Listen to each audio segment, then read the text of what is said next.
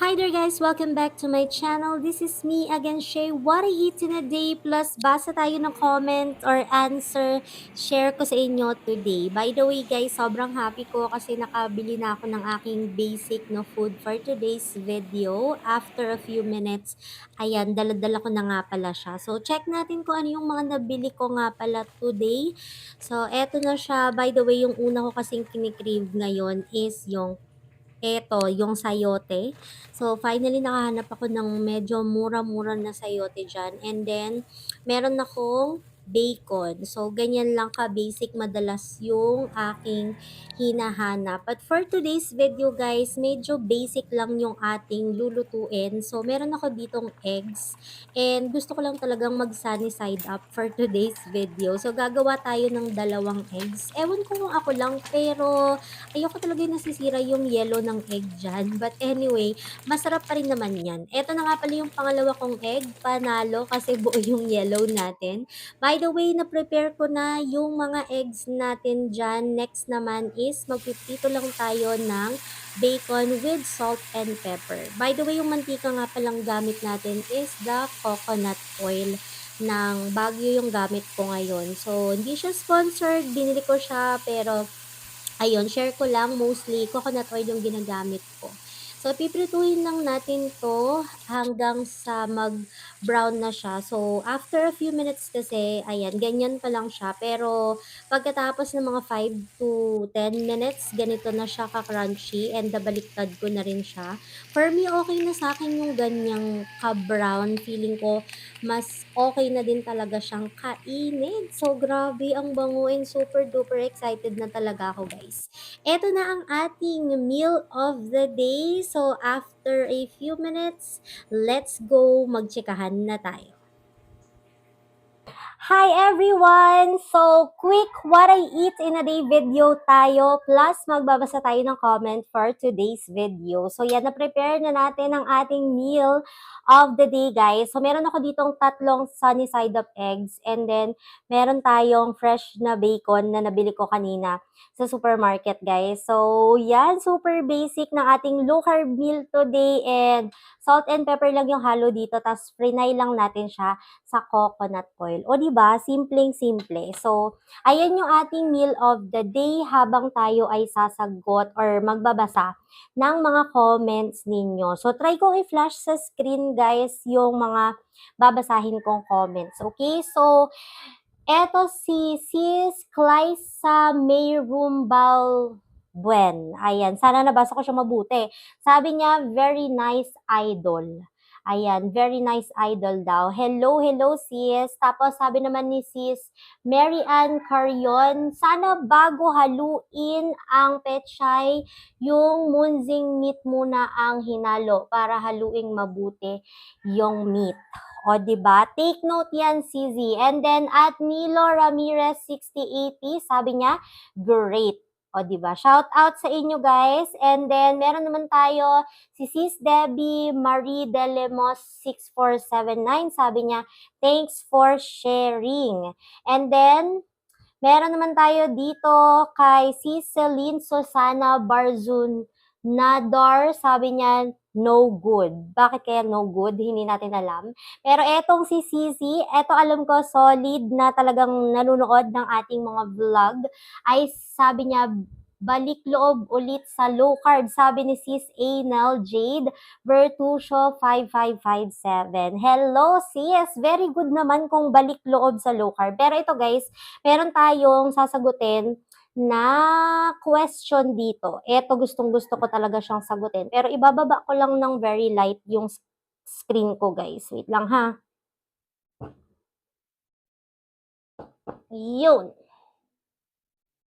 Para makita niyo yung habang kumakain tayo. So, ito gusto ko yung question na dito.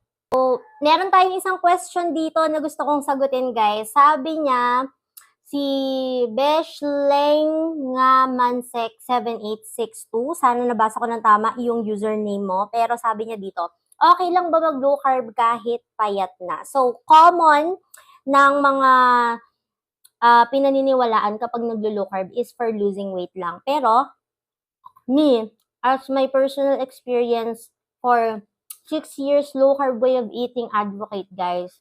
Hindi lang siya for lose weight yung naging benefit sa akin, but also reversing my PCOS and improving din yung mga other health issues na meron ako before. So, kung kayo ay beginner into low carb, guys, and parang iniisip nyo, ay pang lose weight lang yan, pang ano lang yan, para magkasya yung mga damit. Hindi siya ganun, okay?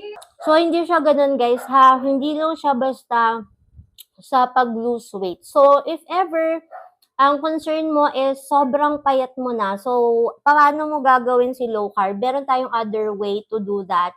And, pinaka-basic kasi na importante na gagawin mo kapag payat ka tapos gusto mo is parang magkaroon ka ng laman, baka kailangan na itaas mo yung protein intake mo. Mostly yung protein, guys, nakakatulong para mas mag-gain tayo ng muscles. And it's another way for us to do the low carb way of eating. Marami kasi tayong way to do low carb way of eating, especially kung ikaw ay may specific na health issue na gusto mong ma-address pagdating kay low carb. Pero importante, guys, lagi kong sinasabi na dapat is ano pa rin kayo, guided pa rin kayo properly ng doctor. So, ayan, ang sarap ng meal natin today. So, super basic meal. So, yun, if ever your concern is payat ka na pero gusto mong mag-low carb, check your goal. Kung gusto mo ba talagang magpa-gain lang ng muscle para hindi sobrang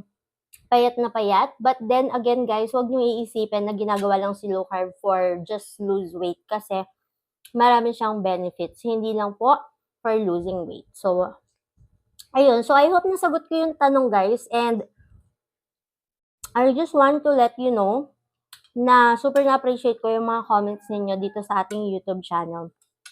Kwentuhan part is super busy ko talaga this past few months. Ginagawan ko ng paraan unti-unti yung mga videos natin, guys, para at least ma-update pa rin kayo kung ano yung mga kaganapan. Pero ayun, bare months na, guys. Super duper excited sa mga kaganapan sa next 3 more months this 2025. So, if you are a beginner and naghahanap ka ng mentor, naghahanap ka ng tao na mag-guide sa'yo or specific practitioner na mag-guide sa'yo, you can check sa page natin, guys, kasi we are doing one-on-one coaching. Napakaganda kapag may one-on-one coaching na nag-guide talaga sa'yo if you really want to invest to your health. And then, I'm also thinking, guys, if natapos na kasi natin yung 15 days challenge. So, iniisip ko, if we are going to do yung 30 days challenge, kung maraming mag-comment dito sa video na to, let's try to do the 30 days challenge because excited din akong mag-giveaway sana ng mga SJ collection items na pwede natin ipamigay, including the shirt. If ever, maraming magko-comment sa video na to, then we can do the 30 days challenge, guys. Ayun. So, ito lang yung aking first meal of the day, guys. Sobrang busy ko kanina. Naghatid din ako sa Junakis. And then after this, so mga 12:30, prepare ko na tong meal ko. And then, eto na. Kumakain na tayo. So, super na-appreciate ko yung mga comments, guys. If you have any questions, if you have any suggestion, if you want to request a video, para gawin natin ng video, para matulungan ko talaga kayo, ano yung specific na gusto nyo pang mas matutunan kay low carb, please let me know. Mag-comment lang kayo. Or, pwede rin kayo mag-send ng message sa ating Facebook page, guys. Para masabi nyo sa akin, ano ba yung exactly na mga questions ninyo specific. So, ayun siya. Ang sarap. So, suka lang yung pangsawsawan ko, guys. So, yun lang, guys. Napadaan lang talaga ako to quickly read yung mga comments and sagutin yung questions na nakita ko din dito from you guys. So if you have any comments, suggestions, i-comment nyo lang yan down below. Ubusin ko lang muna tong meal na to. And don't forget to always keep going. I'll catch you up next time, guys. See you on my next video. Bye!